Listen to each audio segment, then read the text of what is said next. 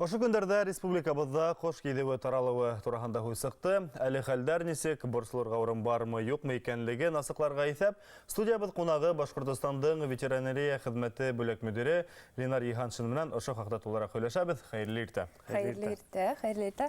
Бұна ұдыған адынала Туймазы районында қош кейдеуі келіп сығы отырағында мәғлумат болды бет, енді әлі қәл тұрыш несек? Әлігі күнді бүтін іштарды тапшыруға етіп келейбіз, һәм указ бойынша 21 күнде біздің карантин асылған ветінде. Әлігі күнде осағықтар ябылған, һәм бүтін қошты теректар ауылдардан да алып, біз юққа сығардың деп айтайығында. Сөнки бұл инструкция бойлап түптен іш болып сыға. Һәм күдәту алып барабыз, бүтін республика, әрбір райондарда біздің службалы енді мындай хәлдер болып сыға мекен, жоқ мекен, әрбір қош өлген мәлдерді, хабардарды текшіріп, қарышлап барады енді. Әлі уақытта республикабыздың қайы райондары ектибар өдегенде? Біріншінен енді ситияқтарда болған, сиклікте болған райондар, бұл бүтін Силәбе өлкө яғы, Татарстан яғы, Удмуртия, Пермь, Ырымбур яқтарында мындай қош кейдеу аурудары, усақтары бигрәкте көп, шуға бұл яқта енді ең түбән иқтибар шул яқтарда. Абына қош кейдеуі бізге несік зиян келтірі алашының тұрағында асықлық ендірек етілі? Біріншінен ол қош құртқа зиян келтірі, сөнки бұл аурудан енді несек айтканда енді қош өліуі бигрәкте зорырақ енді 100%-қа етіп бара. Әмма бірден бір бүтінлей бұл усақтарды япақ, бұл қош кейдеуінің таратуын сиклерге бола. Әм әлігі күнді біріншінен қошқұрттардың өрсеткен әйбірдерді хақлап қалу бірінші түптен іш болып сығайынды. Кешілерге бұл сер сектор еғынты әйім? Бұл аурудың штамдары бар, ол кешіге еғолы һәм аларға заян келтіруі мүмкінлігі бар енді. Бірден біләу дейтіні бұл вирус ауру һәм оның мутациялары болып сығуы мүмкінлігі бар. Әлбетте әлігі күнді бұндай хәлдерді енді біз нендей ауру екен әлі асықламанық, H5 дегенін біләуді бұл штам вирус, кешіге еғолы мекен, яқ мекен әліге яуып еқ енді. Һәм шулайық әлі республикабыздың түрлі райондарында қош кейдеуін ішетіп қалғасты, бәлкі тейдірек ойырға кәріп тевестері бардыр, оларға немештерге? Біріншінен сынау әйткенде бұл мезгіліне бір бетінде, күз мезгілінде қошты қырғыштары енді елі аяқтарға болса, һәм бұл ауруды таратудары біріншінен тұра. Әлбетте итке өрсілген қошты құртты, ойырға һәм хақларға хақлап қаларға біріншінен кәңеш құрайғы дедінде. Әлбетте біріншінен немеге әшләнәйінді. Бұл ауырмаған қошты өдегідің хақлап қышқылыққа, яки ашарға теп хақлап қаларға мүмкінлік бар әлік күнді. Бұна қош кейдеуін профилактика саралары нендей? Біріншінен үйдегі тұрған қошқұртты тышқа сығармай, һәм синантроп, тұрғай, күгәрсен, қарғалар менен, һәм қырқ қоштары менен қатмашқаға дейісті. Шуға ашамдықты, ашлықты ябып тұтырға, һәм қоштарды сығарматқа біріншінен. Хауда үйде тұрған қоштарды, қабдарды, үйректерді тағыла үйден сығарматқа, һәм шундай күлдерге сығарып үйретмәтке енді.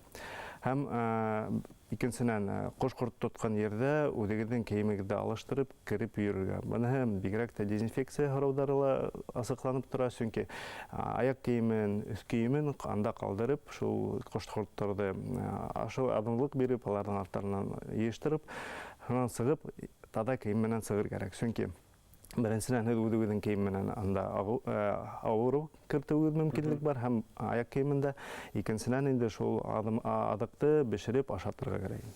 Ашылайды, ошы профилактика сараларын өтеу менен әгерді мәгер яңылыш қына электерді екен бұл серді қош құрттар. Оның симптомдары несегерек һәм несе күні танырға керек? Әлбетте біріншінен мойын бұрылу, қоштардың өденсәліклі мойындары бұрылу һәм орында қиынырақ үйрей башлайдар енді. Танаударынан аға әдетінде көддерінен аға һәм хуқырлық келіп сығу мүмкінлігі бар. Әлбетте шешіні ұлтыралар һәм бір орында еліші ұлтыру мүмкінліктері бар. Ондай симптомдар болға, біріншінен біздің әр бір районда ветеринарный служба бар бетінде, аларға мүрәжағат етір керек, һәм бір недейді тидирәк хуйырга тип андай өндәштәүләр булырга тиеш түгел, чөнки ул симптомдар булганда был беренчедән авыру симптомнары инде. Игътибарлы булыр кирәк. Ысынлап та шулай ук буна көз һәм яз мезгелендә бит инде котыру сирләре килеп сыга. Бул ни сәбәптән? Беренчедән котыру сире әлеге хәлдә инде кырагай хайвандарда. Чөнки бөтен кырагай хайвандарды карап, аларды сикләп булмай. Һәм ел һайын инде төлкеләрдә, бүреләрдән бул безнең эттәргә бирелүе мөмкин һәм өйдәге малдарга бирелүе мөмкин. Шуңа карата инде беренчедән без яз мезгелендә масштабик вакцинация үткәрәбез, һәрбер районда бушлай вакцинация эшләйбез. Һәм ел һайын инде безнең ветеринарный службаның станцияларына, участокларына мөрәҗәгать иткәндә, моны бушлай эшләргә алырга мөмкинлек бар инде. Шулай профилактика сараларының береһе ул әлбәттә прививка һәм прививкалар әгәр турында һөйләп китегез. Беренчедән әйтеп китәм инде, хайвандарга төрле прививкалар бар.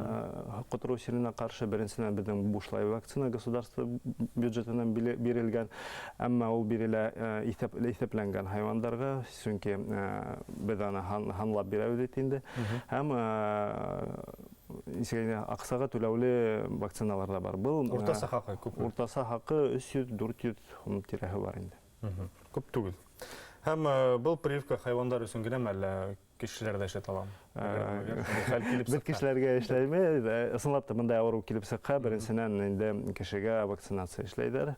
Берен башта сыворотка эшләйдәр, аннан вакцинация эшләйдәр. Ул кемендә 6 укол килеп сыга инде. Әлбәттә бу авыр тип әйтергә була, чөнки был беренчедән ни өчен эшләнә? Чөнки котыру сиреннән давалау юк.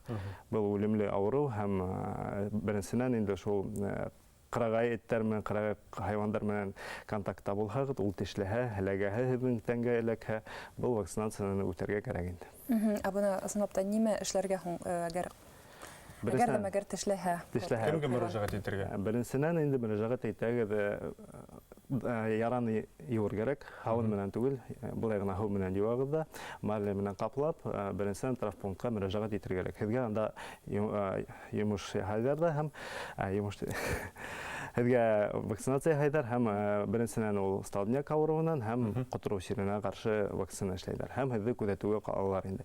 Әлбәттә бу өйдәге эт була микән, кырагай эт микән, яки хайван микән, аны ул хайванды беренчедән наблюдение куйырга кирәк. Чөнки 14 көн эчендә аны карап, бу котыру сиренең симптомдары бар микән, юк микән әйтергә була. Һезгә зур рәхмәт шундай әңгәмә өчен, мәгълүматлы әңгәмә өчен. Безнең студияла бүген Башкортстандың ветеринария хезмәте бүлек мөдире Ленар Йоханшин булды. Һезгә зур рәхмәт.